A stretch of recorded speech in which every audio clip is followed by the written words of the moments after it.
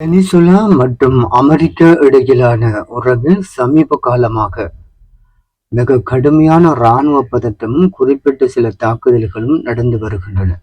இது ஒரு முழு அளவிலான போராக மாறாவிட்டாலும் அமெரிக்க வான்வழி தாக்குதல்களை நடத்தியுள்ளதாக தகவல்கள் தெரிவிக்கின்றன.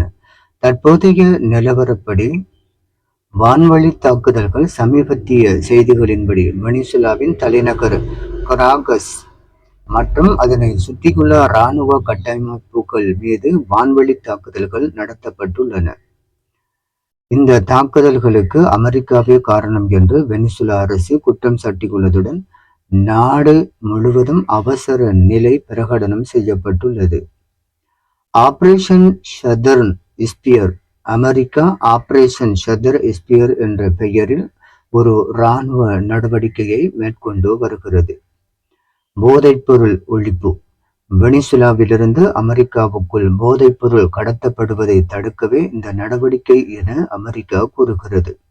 கரேபியன் கடல் பகுதியில் அமெரிக்கா தனது பிரமாண்டமான USS ஜெனரேட் ஆர் ஃபோர்ட் விமானத்தாங்கி கப்பல் உள்ளிட்ட பெரும் கடற்படையை நிறுத்தியுள்ளது. படகு மற்றும் தரை தாக்குதல்கள் இதுவரை 115க்கும் மேற்பட்டோர் கொல்லப்பட்டுள்ளதாகவும் கடத்தல் தொழிலுக்கு பயன்படுத்தப்படும் படகுகள் மற்றும் கரையில் உள்ள சில தளங்கள் மீது அமெரிக்க ட்ரோன் மூலம் தாக்குதல் நடத்தியுள்ளதாகவும் செய்திகள் தெரிவிக்கின்றன.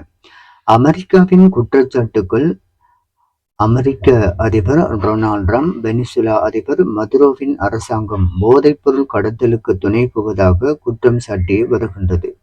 மேலும் அமெரிக்காவுக்கு தீமை செய்பவர்கள் மீது தரைவழி தாக்குதல் நடத்தவும் தயங்க மாட்டோம் என்று அவர் எச்சரிக்கை விடுத்துள்ளார்.